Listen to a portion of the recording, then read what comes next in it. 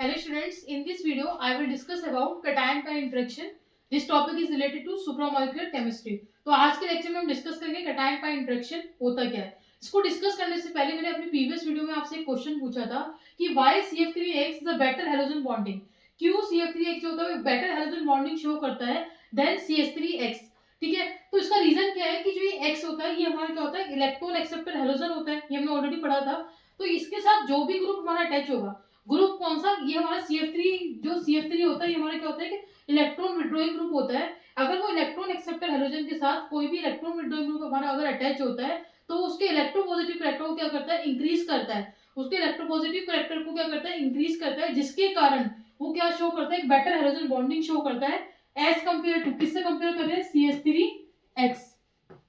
क्योंकि हमें पता है CF3 क्या होता है, इलेक्ट्रॉन विड्रॉइंग ग्रुप होता है जो कि बहुत अच्छा इलेक्ट्रॉन विड्रॉइंग ग्रुप होता है. तो जितना अच्छा इलेक्ट्रॉन एक्सेप्टर हेलोजन के साथ जितना अच्छा CF3 ग्रुप लगेगा, मतलब जितना अच्छा इलेक्ट्रॉन विड्रॉइंग ग्रुप लगेगा उतनी अच्छी हेलोजन बॉन्डिंग शो करेगा एज कंपेयर टू CH3X. क्योंकि CH3 जो होता है वो हमारा एक इलेक्ट्रॉन विड्रॉइंग ग्रुप नहीं होता. ठीक है ना. अब हम पढ़ते हैं cation pi interaction. cation pi interaction क्या होता है.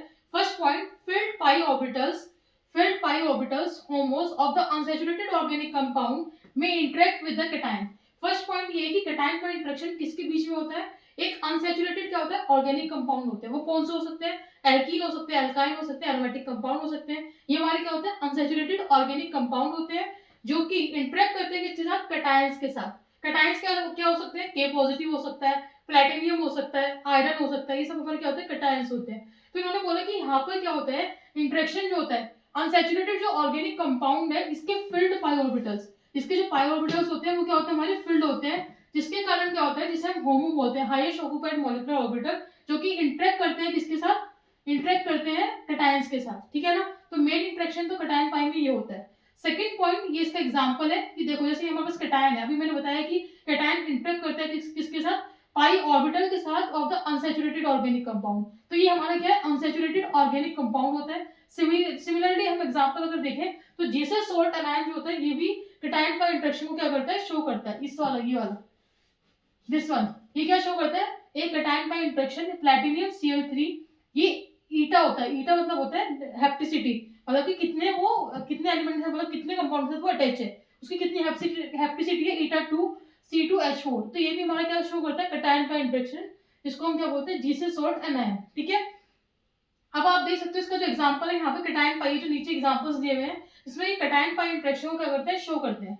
अगर हम बात करें सबसे पहले K पॉजिटिव पाई C6H6, तो यहाँ पे क्या होता है, कैटायन पाई का इंटरेक्शन हो रहा है. तो ये जो होता है ये हमारे क्या है, अनसैचुरेटेड ऑर्गेनिक कंपाउंड है और ये क्या है, कैटायन. तो इन दोनों के बीच में क्या होता है, इंटरेक्शन, जिसे हम क्या बोल रहे हैं, cation pi interaction. Second example क्या है, जीसस सोल्ट का. जीसस सोल्ट के हमारे पास ये प्लैटिनियम 3 क्लोरीन है और एक हमारा एल्कीन ग्रुप लग रहा है. ठीक है ना. तो यहाँ पे ये क्या होता है, ये भी क्या शो करता है, कैटायन पाई इंटरेक्शन हो रहा है. और लास्ट हमारा क्या है, फेरोसीन है, इसको हम क्या बोलते हैं, फेरोसीन. और मेन इसका जो कंपाउंड का फॉर्मूला होता है वो कहता है आयरन ईटा5. ईटा5 के 5 हेप्टिसिटी के साथ क्या अटैच है, C5H5 के यहाँ पे 2 रिंग है 5 मेंबर की, ईटा2. तो ये जो तीनों एग्जांपल्स हैं क्या शो कर रहे हैं, कैटायन पाई इंटरेक्शन को. इसी तरीके से और भी एग्जांपल्स हम दिखा सकते हैं, पर मेन मैंने यहाँ पे कितने एग्जांपल शो किए, 3 एग्जांपल. ठीक है. नेक्स्ट हम डिस्कस करते हैं बॉन्डिंग.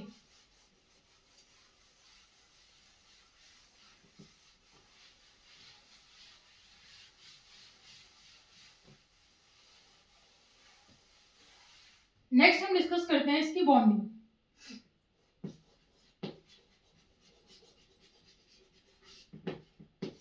तो यहाँ पे जो बॉन्डिंग होती है, देखो बॉन्डिंग डिस्कस करने से पहले यहाँ पे 2 इंटरेक्शन होते हैं. इंटरेक्शन क्या होता है कि कैटायन पाई इंटरेक्शन, अगर उसका कैटायन पाई इंटरेक्शन क्या करता है, वो वीक इंटरेक्शन शो करता है.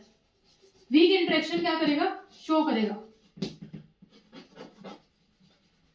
वीक इंटरेक्शन कब शो करता है, वीक इंटरेक्शन जब करता है जब वो इंटरेक्ट करता है किसके साथ, नॉन ट्रांजिशन मेटल के साथ.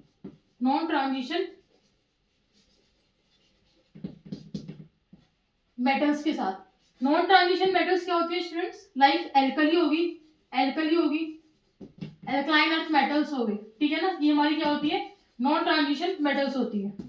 ठीक है. तो जब वो इनके साथ इंटरेक्ट करता है तो यहाँ पे क्या शो करेगा, वो शो करता है नॉन कोवलेंट नेचर को. वो हमारे क्या शो करता है, नॉन कोवलेंट नेचर को शो करता है.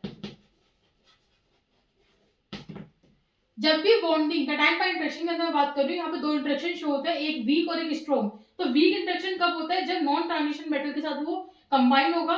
नॉन ट्रांजिशन मेटल क्या होती है? एल्कली या फिर एल्कलाइन अर्थ मेटल। और क्या शो करेगा? Non covalent. Non covalent nature को क्या करता है? शो करता है। अगर मैं बात करूँ स्ट्रॉन्ग इंटरेक्शन की, अगर मैं यहाँ पे बात करूँ नेक्स्ट पॉइंट की, अगर स्ट्रॉन्ग इंटरेक्शन कब होगा? स्ट्रॉन्ग इंटरेक्शन होता है जब नॉन स्ट्रॉन्ग इंटरेक्शन कब होता है? जब वो कंबाइन होता है ट्रांजिशन मेटल के साथ। इसके साथ इंटरेक्ट करता है ट्रांजिशन मेटल के साथ, जो कि 3D की मेटल्स होती है। कौन सी मेटल्स होती है? 3D की जो मेटल्स होती है, ये क्या होती है? Transition metal. तो ये बेसिकली क्या नेचर शो करता है? कोवलेंट। ये आप शॉर्ट फॉर्म में बना सकते हो इस टाइप के नोट्स। क्या शो करते हैं? कोवलेंट, जिससे आपको लर्न करने में भी इजी होगा। तो आप इस तरीके से नोट्स पॉइंट मेंशन करते रहो, ठीक है ना। तो यहाँ पे दो इंटरेक्शन शो होते हैं, जो कि अभी पहले मैंने बताया वीक इंटरेक्शन। स्ट्रॉन्ग इंटरेक्शन जब शो करेगा जब वो कंबाइन होगा, इंटरेक्ट करेगा ट्रांजिशन मेटल के साथ, जो कि 3D की मेटल्स क्या होती है? ट्रांजिशन मेटल्स होती है। और वो क्या शो करेगा? Covalent nature. क्या शो करेगा? कोवलेंट।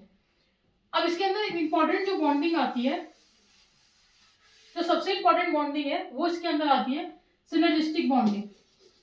सिनर्जिस्टिक बॉन्डिंग क्या शो करता है? सिनर्जिस्टिक बॉन्डिंग को। सिनर्जिस्टिक बॉन्डिंग स्टूडेंट्स होता क्या है? सिनर्जिस्टिक बॉन्डिंग वो होती है जो कि दो प्रोसेस एक साथ हो रहे हैं। कि पहले वो देखो कैसे, मैं बताती हूँ सिनर्जिस्टिक बॉन्डिंग होती कैसे है। सिनर्जिस्टिक बॉन्डिंग बोल लो या फिर आप बोल सकते हो इंटरेक्शन, कि दोनों चीज में से कुछ भी बोल सकते हो। तो इसमें होता क्या है मैं आपको बताती हूँ कि यहाँ पे जो पाई होता है, पाई क्या करता है? मेटल के जो डी ऑर्बिटल होते हैं उसको क्या करता है? इलेक्ट्रॉन देता है। जो यहाँ पे वैकेंट मेटल के डी ऑर्बिटल होते हैं, ये इलेक्ट्रॉन क्या करते हैं? एक्सेप्ट करते हैं। किससे? पाई से। पाई क्या होता है? पाई होता है बॉन्डिंग मॉलिक्यूलर ऑर्बिटल का, जिसको हम क्या बोलते हैं? होमो, ठीक है। इसी के साथ सेम क्या होता है? ये पहला स्टेप तो हमारा ये होता है। दूसरे में क्या होता है कि जो ये मेटल के डी ऑर्बिटल्स होते हैं, ये जो हमारे अब इसको इलेक्ट्रॉन मिल गया तो क्या पाई के एंटी बॉन्डिंग में देते हैं। किसमें देते हैं? पाई के एंटी बॉन्डिंग में देते हैं। तो यहाँ पे दोनों इफेक्ट होता है, इसी को हम क्या बोलते हैं? Synergistic interaction. ये हमारी क्या होता है? Synergistic interaction. ये दोनों तो होता कैसे है? देखो यहाँ पे क्या होता है? पाई जो पाई फील्ड ऑर्बिटल थे हमारे पास, जो हमारे पास अनसैचुरेटेड जो ऑर्गेनिक कंपाउंड था, उसका जो पाई फील्ड ऑर्बिटल है, जिसे हम क्या बोल रहे हैं? होमो बोल लो या फिर बॉन्डिंग मॉलिक्यूलर ऑर्बिटल बोल लो। ये क्या करेंगे? इलेक्ट्रॉन डोनेट करते हैं किसको? मेटल के डी ऑर्बिटल को, जो कि वैकेंट मेटल है, ठीक है। उसके बाद क्या होगा? जब मेटल के पास इलेक्ट्रॉन आ जाएंगे तो मेटल क्या करती है? सिनर्जिस्टिकली क्या करेगी? यहाँ पे क्या करती है वो? सिनर्जिस्टिकली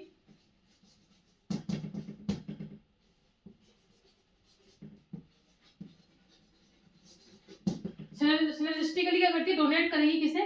पाई के एंटी बॉन्डिंग मॉलिक्यूलर ऑर्बिटल में ऑफ द अनसैचुरेटेड लिगेंड। तो ये दोनों प्रोसेस क्या होता है? एक साथ होते हैं। इसे बोलते हैं क्या? सिनर्जिस्टिकली इंटरेक्शन। कि पहले तो उसने इलेक्ट्रॉन को एक्सेप्ट करा, फिर उसने इलेक्ट्रॉन को क्या करा? डोनेट करा। तो दोनों दोनों प्रोसेस क्या हो रहे हैं? एक साथ हो रहे हैं। तो यही हमारा क्या होता है? कैटायन पाई इंटरेक्शन होता है। ये बहुत शॉर्ट टॉपिक है, तो this is sufficient for semester exam for MSc chemistry students की मैं बोल रही हूँ, जिसमें सुपरमोलिकुलर केमिस्ट्री वो जो इस यूनिट में पढ़ते हैं, ठीक है। अगर आपको कोई भी क्वेरी और कोई भी अगर डाउट है तो आप मेरे से कमेंट बॉक्स में पूछ सकते हैं, ठीक है।